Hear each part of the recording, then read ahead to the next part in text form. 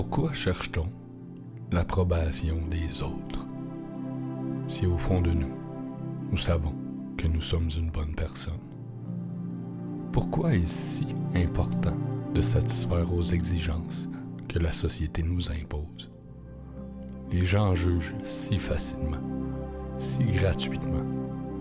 Ils parlent fort, s'exclament avec exagération, comme des drama queens. Ils méprisent les autres, rient des autres pour se sentir mieux dans leur peau. Et cela ne cache qu'un profond malaise. Ils cherchent désespérément réponse à leurs questions à l'extérieur, alors que toutes les réponses se trouvent à l'intérieur d'eux-mêmes. Les gens se nourrissent de jalousie, d'égoïsme, mais au fond, ce sont eux qui sont malheureux. Ils sont si malheureux qu'ils cherchent à écraser les autres. Ils déferlent leurs tourments sur leurs semblables, afin de les rendre malheureux, eux aussi. Ils recherchent la satisfaction personnelle au lieu du bien-être collectif. Ils ne cherchent qu'à assouvir leurs intérêts individuels. Ils prennent, se servent des autres pour se rendre là où ils croient qu'ils seront heureux. Et une fois qu'ils ont atteint ces objectifs, ils s'en débarrassent comme un vulgaire chiffon. Rares sont ceux qui vous seront reconnaissants et redevables. Pourquoi n'enseigne-t-on pas aux jeunes à être heureux? Pourquoi ne leur fournissons-nous pas les outils pour cette quête du bonheur qu'est la vie? La compréhension du comportement humain est l'une des sciences les plus complexes et des plus précieuses, car c'est elle qui fait avancer les choses.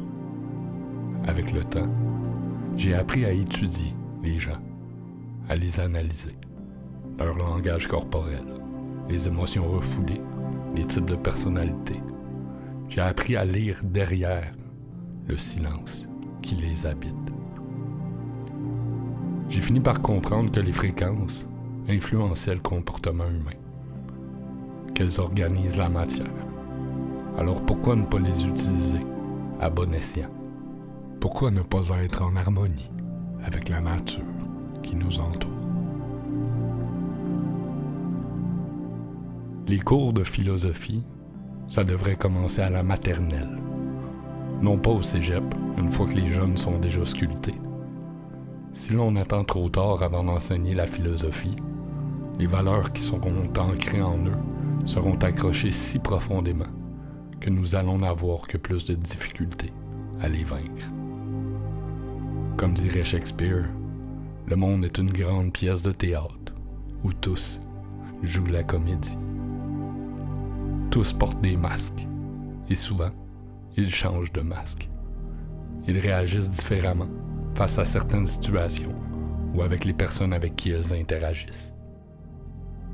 Votre père ou votre mère n'agira certainement pas de la même façon avec vous qu'avec votre sœur ou votre frère aîné, ou avec n'importe quel autre membre de la famille. Même dans leur façon d'être ou de vous adresser la parole, car vous représentez pour eux une liaison différente, une époque de leur vie, un sentiment particulier, un succès ou un échec amoureux, affectif ou amical. Or, leur comportement sera très différent à votre égard qu'avec quelqu'un d'autre.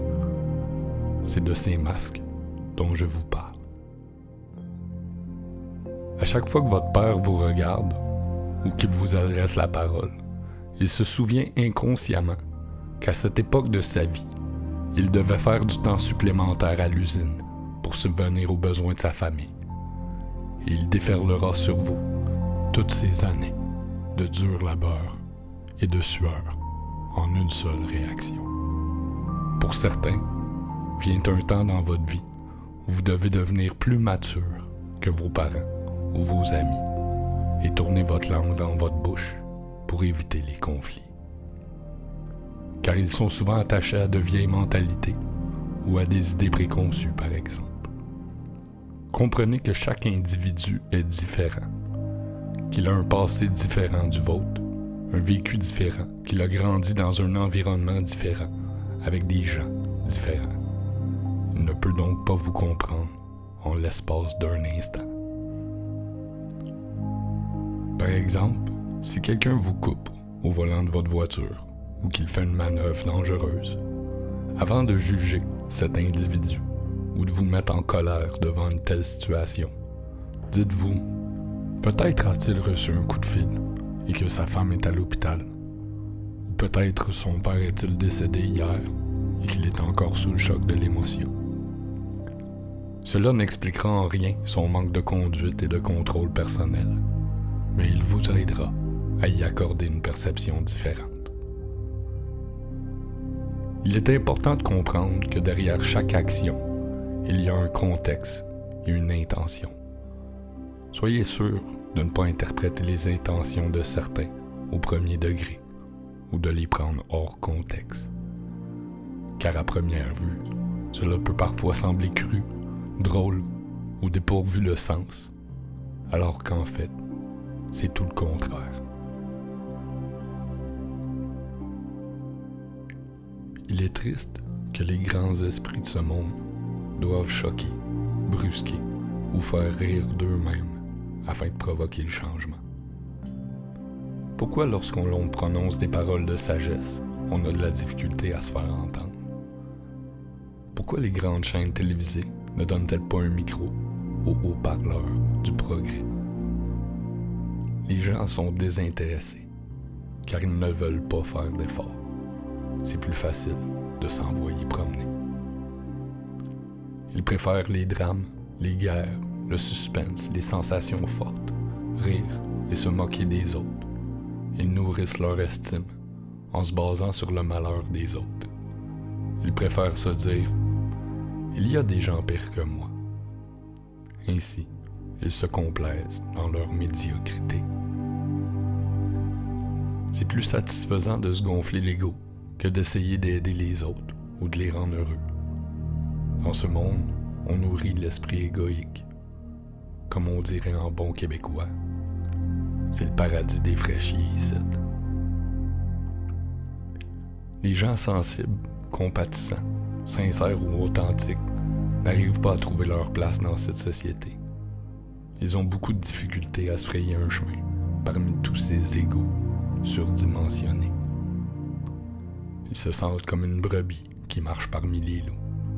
Ils doivent se faire tout petits, sinon on les pointe du doigt à leur tour et on leur dit qu'eux aussi essayent de nourrir leur ego, alors qu'en fait, ils ne cherchent qu'à se faire entendre. L'instinct de se faire la guerre est ancré si profondément dans l'esprit des hommes. Il faudra donc converger cette guerre en une direction différente. Si l'on ne peut éradiquer ce besoin de compétition, il faudra donc changer cette idée, cette notion, en un but bénéfique, à savoir qui sera celui qui donnera le plus d'amour, qui répandra le plus de lumière sur Terre. En changeant le motif de cette guerre, nous changerons les humains. Si l'on ne peut changer le problème, nous pouvons toujours lui donner une autre direction, trouver une autre solution, une panoplie de solutions. Le résultat sera différent, la démarche aussi, même si le problème reste le même. Alors changez sa vision, sa trajectoire, changez les modèles que vous donnez aux jeunes. De nos jours, les modèles sont corrompus. On incite les jeunes à se nourrir d'avarice, de biens matériels, de succès, de possession et de jouissance. Changez l'image que vous projetez dans la société, et la société changera. Si tous les humains avaient une conscience aussi élevée que les nuages, ils regarderaient en bas et verraient que nous faisons tous partie d'une même famille. Qu'au-delà des différences physiques, des couleurs, des langues et des religions, nous sommes tous constitués de la même façon, avec les mêmes organes, les mêmes désirs, les mêmes faiblesses et richesses intérieures. La matière est composée à 99% d'espace vide. Cet espace vide est en fait constitué de vibrations, de mouvements. Nous avons la capacité de gérer cette vibration en accordant notre musique intérieure sur les bonnes fréquences, sur de bonnes vibrations, telles que l'amour, la joie, la plénitude et la sérénité. Ainsi, vos cellules et particules d'atomes qui vous composent seront en santé. Les mots que vous utilisez créent des vibrations qui, elles, à leur tour, créent des formes géométriques qui agissent sur la matière du récepteur. Donc, soignez ces paroles afin qu'ils créent de belles formes géométriques et un impact bénéfique sur ceux qui les reçoivent. Sinon, vous empoisonnez leurs pensées, leurs états d'âme, leur quotidien. Les dirigeants de ce monde vous gouvernent par la cruauté, l'injustice et la peur. Mais un jour, ils seront obligés de capituler. Car un jour, il y aura tellement de gens éveillés qu'ils seront pointés du doigt. Les valeurs qu'ils tentent d'imposer, leur façon de faire ainsi que leurs intentions égoïstes n'auront plus leur place en ce monde. Les philosophes des temps modernes ont beaucoup de difficultés à se faire entendre. On ne leur donne aucune visibilité, ni le droit de parole, car ils représentent une menace pour le système qui est en place. C'est pourquoi ils tentent par tous les moyens de se faire entendre. Mais sans succès, les gens sont trop ancrés dans la matière, dans l'illusion. Les gens qui arrivent avec des idées avant-gardistes se font ridiculiser. Ils se font lapider sur la place publique, bombardés d'insultes car ils bouleversent le confort des autres et les idéologies qui sont en place depuis trop longtemps.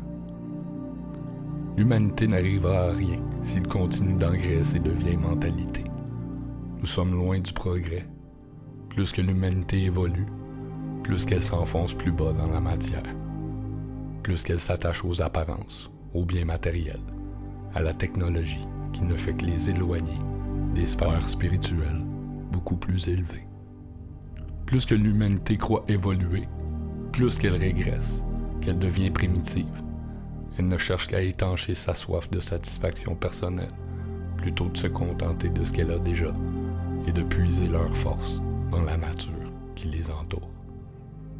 En fait, elle ne cherche qu'à contrôler la nature au lieu de danser avec elle.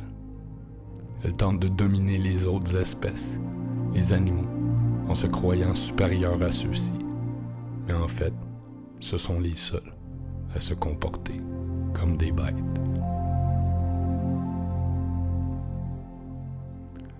La plupart des humains ordinaires n'ont aucune notion de la vie dans les plans supérieurs.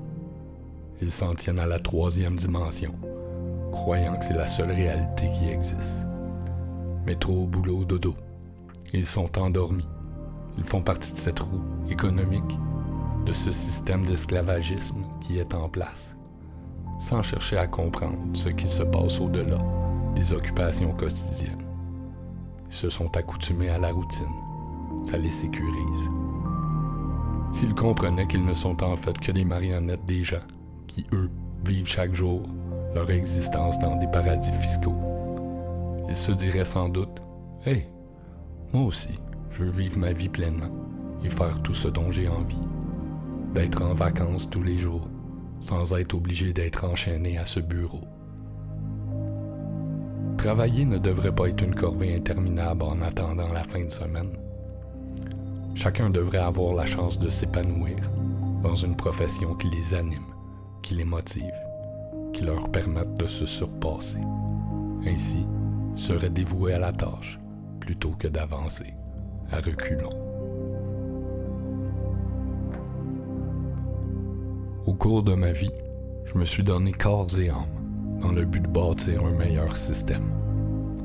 Un jour, je me suis rendu compte que ceux pour qui je me battais n'avaient aucunement compris que je me démenais pour eux. Ils ne comprenaient même pas le sens de cette bataille. Ils n'avaient aucunement conscience des réalités supérieures à leur train-train quotidien. Ils ne m'apportaient même pas main forte. Ils me regardaient me débattre dans les eaux troubles, en se contentant de regarder le spectacle en silence. en se disant « Va-t-il se noyer à essayer de nous sauver? » Je parie qu'il va se taper une dépression. Regarde ce fou qui défie les géants. On m'a souvent dit que je me battais contre des moulins à vent. Tant qu'à avoir un adversaire, aussi bien m'en prendre à plus grand que moi. Ce qu'ils n'avaient pas compris, c'est que ces moulins transporteront le vent de mes paroles jusqu'à leurs oreilles, jusqu'à leur conscience, pour ensuite s'imprégner dans leurs âmes si profondément qu'elles créeront un changement dans leur perception, dans leur façon d'être et d'agir pour les années à venir. Beaucoup ont tenté de me décourager, mais ils n'avaient pas compris que cette mission, à laquelle j'ai prêté serment, est en fait ma propre histoire, ma destinée.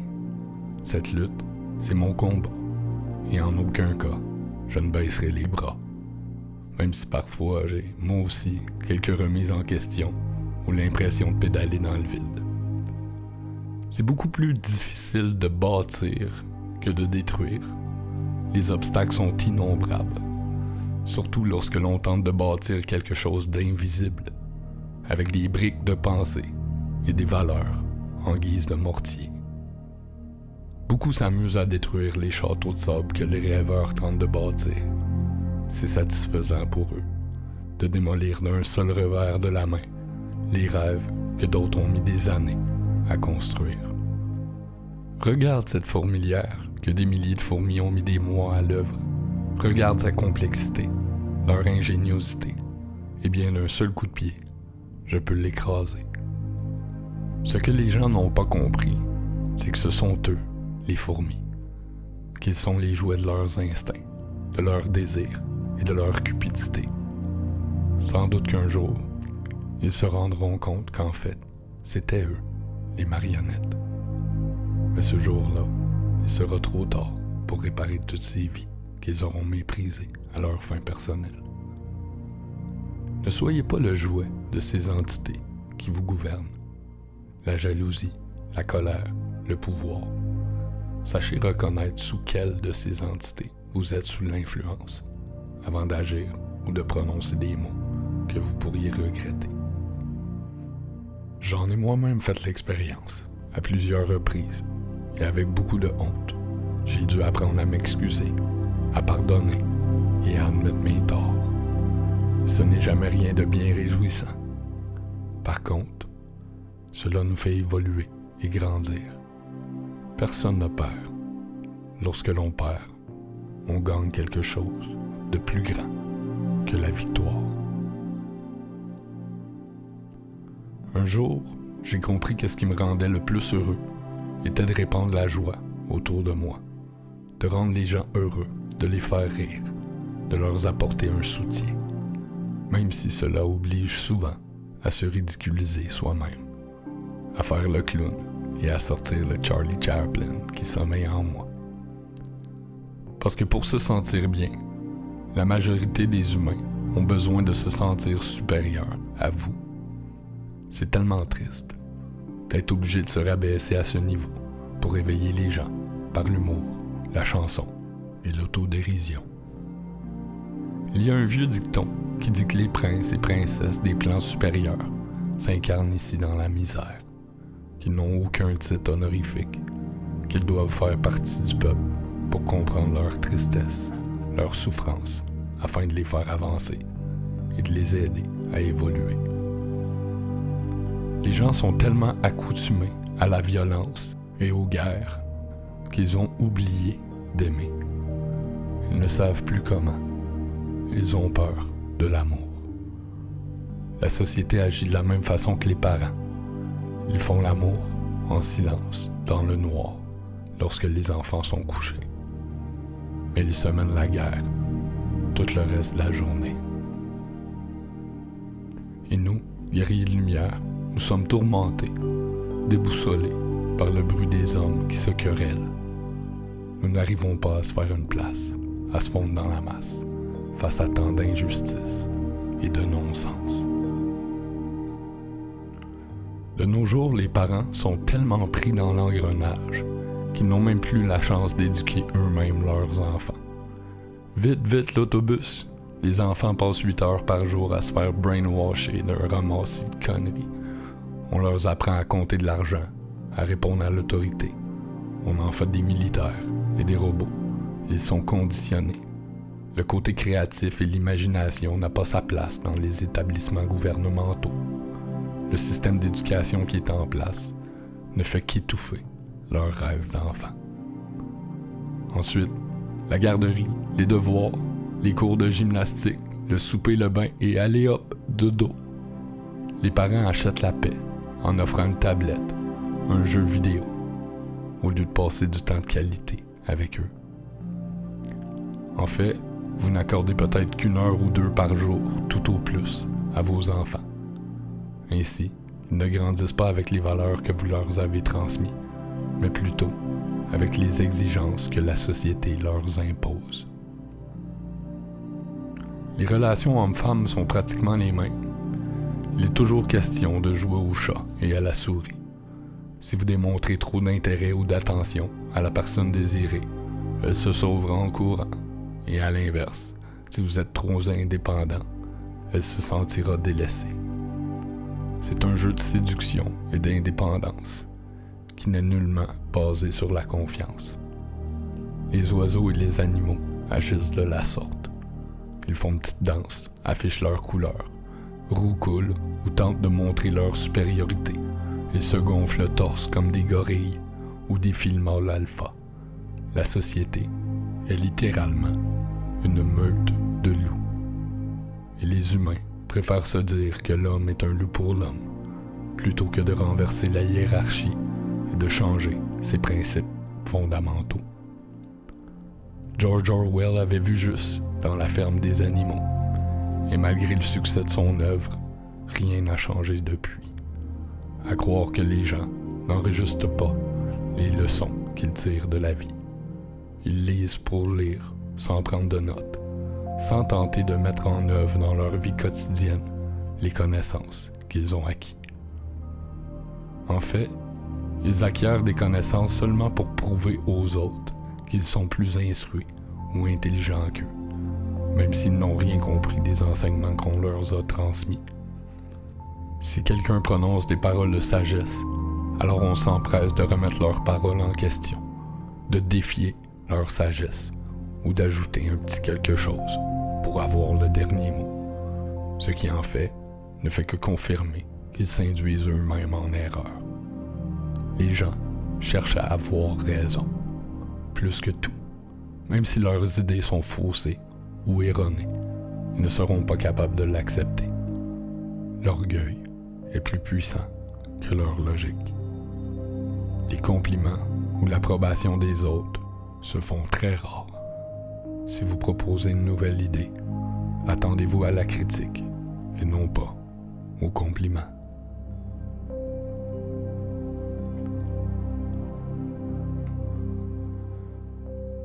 Comment bâtir une société qui va de l'avant si les contraintes du système lui mettent des bâtons dans les roues?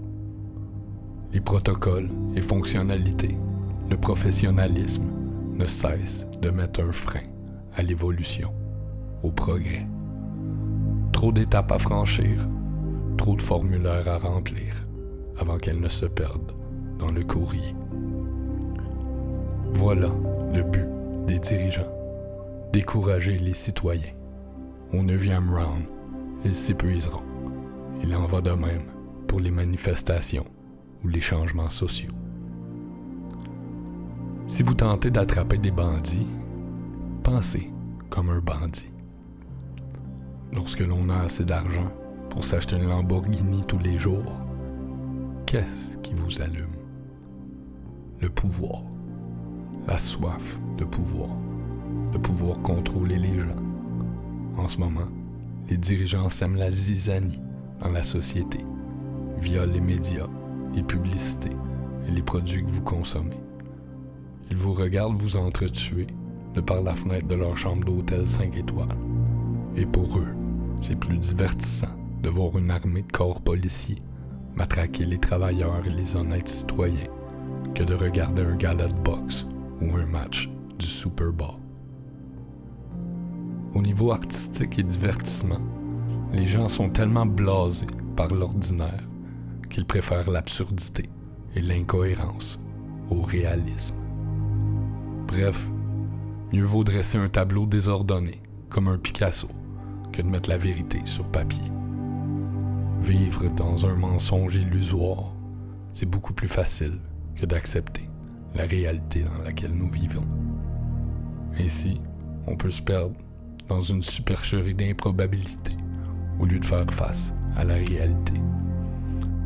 C'est beaucoup moins douloureux d'imaginer que le monde est beau en rêvant aux licornes que de tenter d'en faire un endroit merveilleux, pendant que certains gambadent sur des arcs-en-ciel, d'autres font le constat des lacunes du système.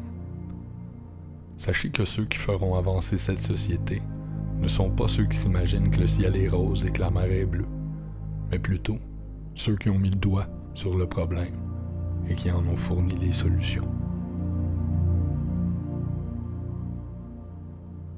Le monde de la psyché est tellement influent qu'il agit sur notre perception de voir le monde. Il peut nous permettre d'exprimer une vision différente chaque jour à propos du même tableau. Nous pouvons admirer le même chef-d'œuvre et se laisser inspirer par une pensée différente ou un sentiment opposé, selon le contexte qui l'entoure ou le regard qu'on lui attribue. Un objet qui se trouve dans une pièce peut vous rappeler un souvenir merveilleux. Avec le temps, peut-être ce souvenir s'est-il retrouvé terni par la tristesse. Alors vaut mieux se débarrasser de cet objet, car il ne vous apporte plus de bienfaits.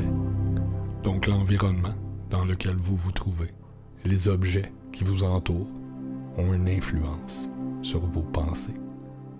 Parfois, faire le ménage de nos tablettes nous permet de faire le ménage intérieur de notre moi supérieur.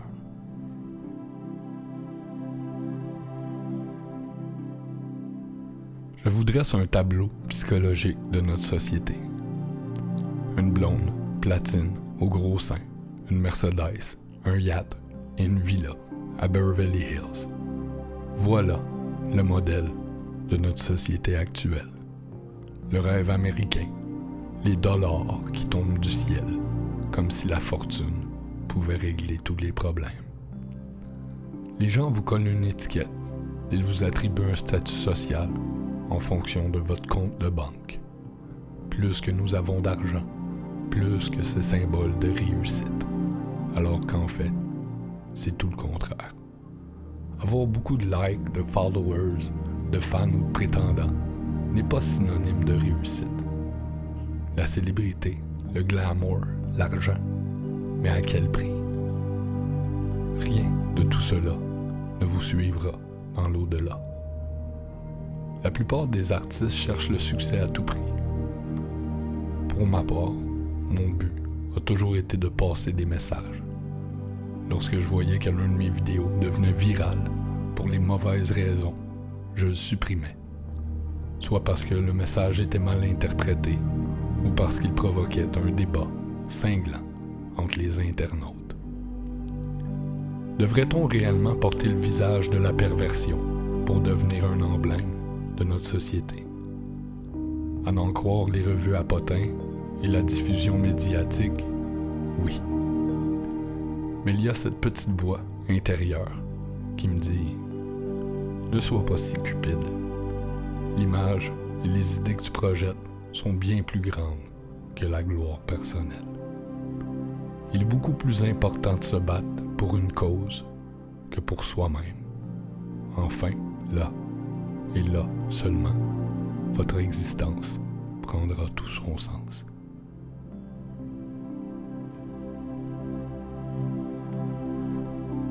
Certains se battent pour l'environnement et l'écosystème, d'autres pour la saine alimentation et les produits bio, un nouveau logiciel plus efficace.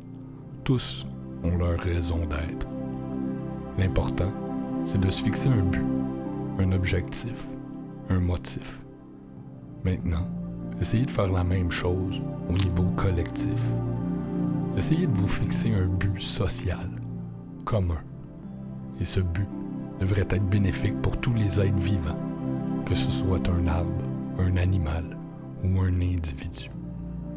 Il faut toujours prendre en considération, est-ce que mon entreprise préserve la vie ou est-ce qu'elle détruit la vie? Si les hautes sphères de la société voudraient vraiment vous aider, ils s'assoiraient tous ensemble pour élaborer des solutions collectives du genre « Nous allons fournir de l'énergie libre à tous nos citoyens. Nous n'acceptons que des produits équitables. » Ou encore « Notre municipalité n'accepte plus les contenants de plastique. Nous ne tolérons plus les véhicules à essence. » Voilà des mesures à prendre à l'échelle sociale. Mais pour ce faire, nous devons tout d'abord nous fixer un objectif commun, un but, une direction. Et ce but devrait être établi en fonction du bien-être collectif et non pas en faveur des entreprises privées.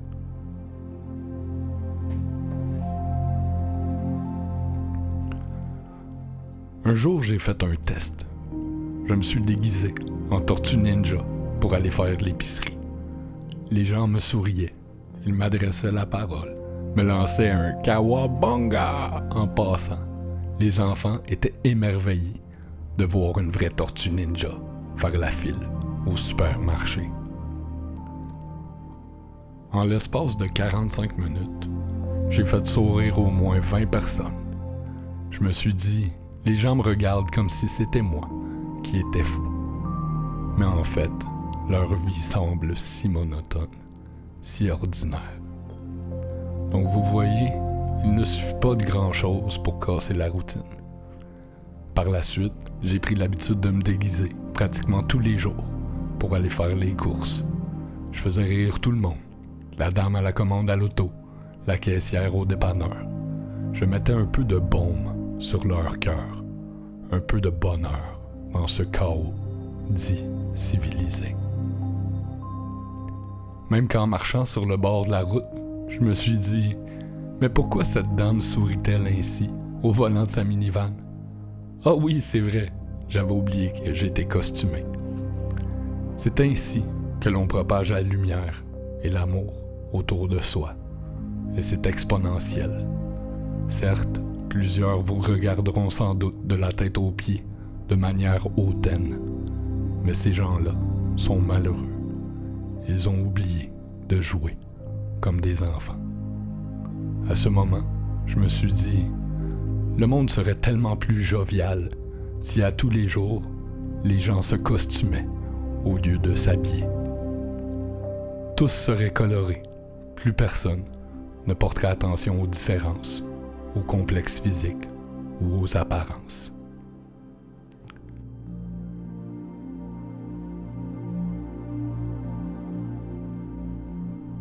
La psychologie humaine est une machine pratiquement défectueuse. L'homme moderne est tellement dévoré par la tentation que l'on doit pratiquement lui dire le contraire de ce que l'on souhaite pour qu'elle se réalise. Si quelque chose est interdit à un enfant, assurément, il fera tout le contraire. Alors j'ai quasiment envie de dire à l'humanité, avec beaucoup d'ironie, ne vous entraidez surtout pas. Ne soyez pas solidaires. Ne vous aimez pas les uns les autres. Soyez avares. Le partage, c'est pour les faibles. Surtout, continuez de massacrer, piller, violer et mentir. Vous en sortirez sans doute plus grand.